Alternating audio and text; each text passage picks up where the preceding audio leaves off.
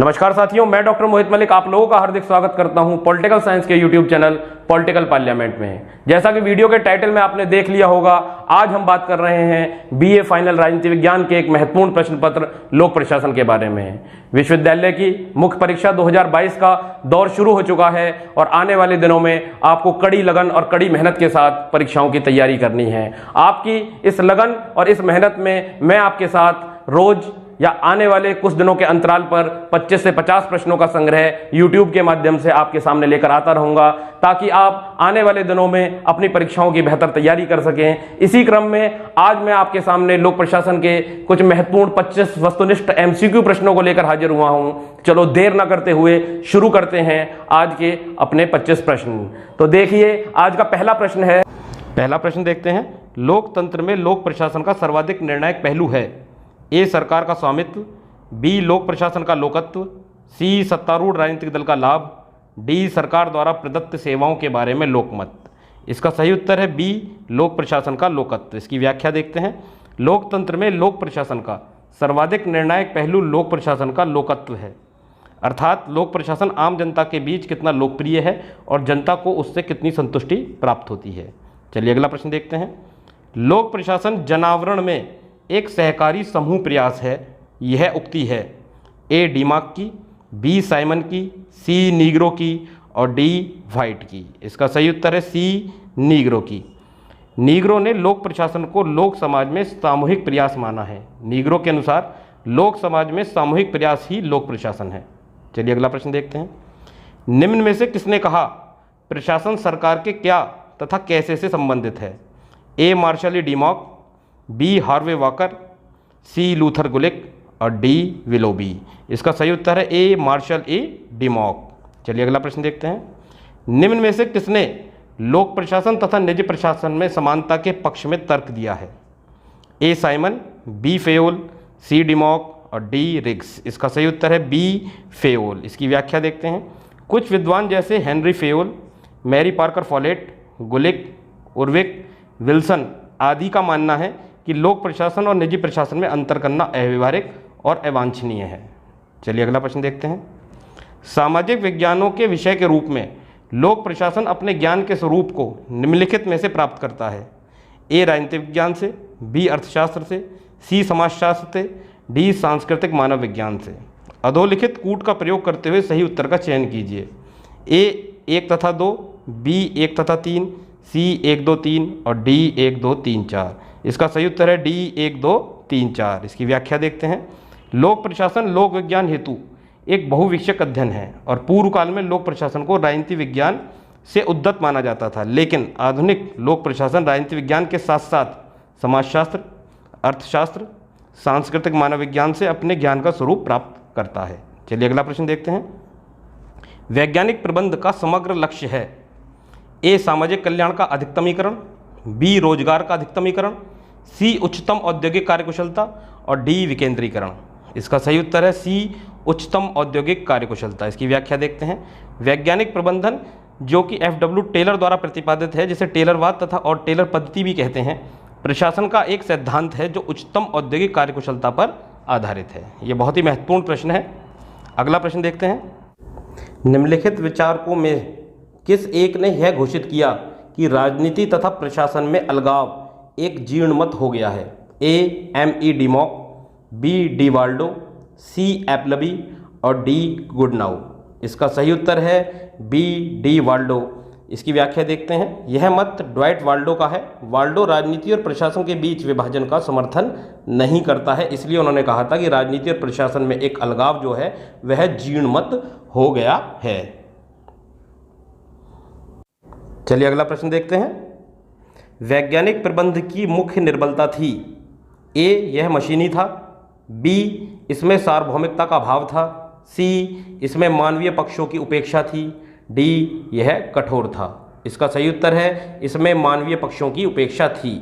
इसकी व्याख्या देखते हैं। वैज्ञानिक प्रबंध के सिद्धांत के प्रतिपादक FW टेलर हैं। इसमें उत्पादन को सर्वाधिक महत्वपूर्ण माना गया है और मानव को उत्पादन की एक इकाई मानकर मानवीय पक्षों की घोर उपेक्षा की गई है। चलिए अगला प्रश्न देखते हैं। भारत में भर्ती हेतु योग्यता सिद्धांत का प्रारंभ हुआ था? ए मॉन्टेगू चेम्सफोर्ड प्रतिवेदन 1918 के अंतर्गत, बी चार्टर अधिनियम 1853 के अंतर्गत, सी 1870 के अधिनियम के अंतर्गत, डी एचिसन आयोग के प्रतिवेदन के अंतर्गत। इसका सही उत्तर है चार्टर अधिनियम 1853 के अंतर्गत, बी। चलिए अगला प्रश्न देखते हैं। किसने सिविल सेवा को स्थायी वेतनभोगी तथा निपुण अधिकारियों की व्यावसायिक संस्था के रूप में परिभाषित किया? ए PKJ मेनन ने, बी फेरन हेडी ने, सी नीग्रो ने और डी हरमन फाइनर ने। इसका सही उत्तर है ए PKJ मेनन ने। चलिए अगला प्रश्न देखते हैं।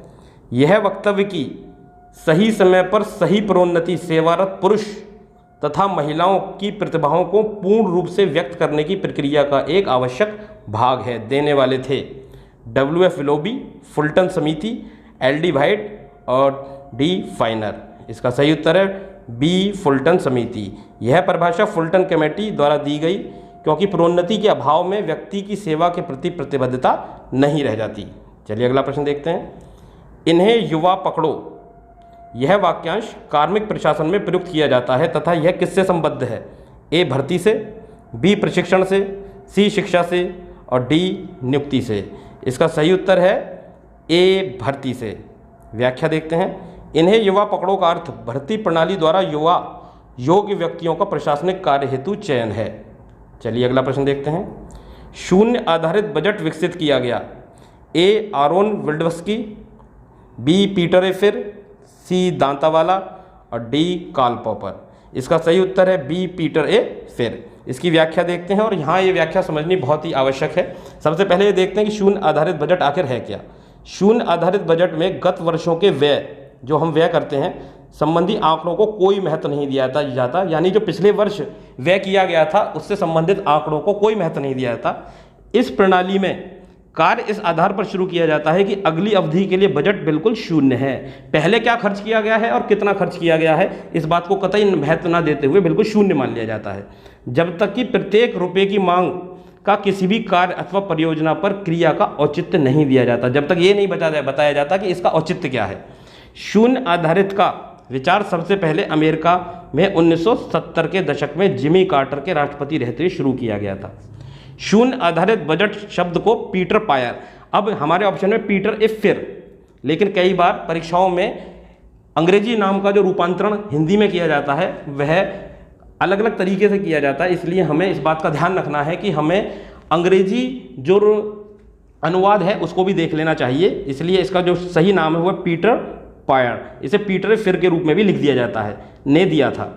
भारत में प्रथम बार 1986 में तत्कालीन वित्त मंत्री VP सिंह ने इसे स्वीकार किया था। 1987-88 में केंद्रीय सरकार के अनेक विभागों ने इस तकनीक को अपनाया था। चलिए अगला प्रश्न देखते हैं। राज्यसभा को किसी धन विधेयक पर कितने दिनों के अंदर अपनी संस्तुति देनी होती है? ए 14 दिनों में, बी 15 दिनों में, सी 21 दिनों में और डी 28 दिनों में। इसका सही उत्तर है ए 14 दिनों में। इसकी व्याख्या देखते हैं। भारतीय संविधान के अनुसार किसी भी धन विधेयक पर राज्यसभा को 14 दिनों के अंदर अपनी संस्तुति देनी पड़ती है। किसी भी धन विधेयक को राज्यसभा में एक ही बार भेजा जाता है। चलिए अगले बार प्रश्न देखते हैं। वित्त आयोग के कार्य हैं शुद्ध आय तथा करों का केंद्र एवं राज्यों में विभाजन का अनुपात सुझाना, राज्यों को अनुदान हेतु सिद्धांतों का प्रतिपादन, राष्ट्रपति द्वारा इसे सौंपे गए मामलों पर सलाह देना, वित्तीय प्रशासन में सुधार के लिए सुझाव देना। नीचे दिए गए कूटों का प्रयोग करते हुए सही उत्तर का चयन कीजिए। कूट है ए 1 तथा 2, बी 1 तथा 3, सी 1 2 3 और डी 1 2 3 4। इसका सही उत्तर है डी 1 2 3 4। यह वित्त आयोग के कार्य हैं, पहला भी, दूसरा भी, तीसरा भी और चौथा भी। चलिए अगला प्रश्न देखते हैं। संविधान के निम्न अनुच्छेदों में से कौन सा एक प्रावधान करता है कि कानूनी प्राधिकार के अतिरिक्त कोई कर न तो लगाया और न ही वसूल किया जाएगा? कोई कर कानूनी प्राधिकार के बिना ना तो लगाया जाएगा और न वसूल किया जाएगा। इसके लिए कौन सा अनुच्छेद है? ए अनुच्छेद 75, बी अनुच्छेद 265, सी अनुच्छेद 286 और डी अनुच्छेद 356। इसका सही उत्तर है बी अनुच्छेद 265। इसकी व्याख्या देखते हैं। संविधान के अनुच्छेद 265 में वर्णित है कि कानून के प्राधिकार के अतिरिक्त कोई कर न तो लगाया जाएगा और न ही वसूल किया जाएगा। चलिए अगला प्रश्न देखते हैं। बजट मांग में रुपए 1 कम करने वाला प्रस्ताव कहलाता है? ए प्रतीक कटौती, बी मितव्ययता कटौती, सी नीति कटौती और डी प्रशासनिक कटौती। इसका सही उत्तर है सी नीति कटौती। इसकी व्याख्या देखते हैं। मांग की धनराशि घटाकर ₹1 कम कर देना ही नीति संबंधी कटौती कहलाता है। मितव्ययता संबंधी कटौती को देख लेते हैं। मितव्ययता संबंधी कटौती प्रस्ताव जिसका उद्देश्य व्यय में मितव्ययता लाने की दृष्टि से मांग की राशि में उल्लेखित राशि कम करना होता है। जितनी राशि कम करने के लिए कहा गया है उतनी राशि कम कर देना मितव्ययता संबंधी कटौती कहलाता है।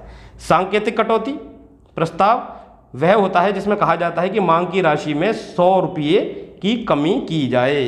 इसे प्रतीक कटौती या सांकेतिक कटौती भी कहा जाता है। चलिए अगला प्रश्न देखते हैं। बजट पास करने के संसद के अधिकार के प्रसंग में निम्नलिखित में से कौन सा एक कथन सही है?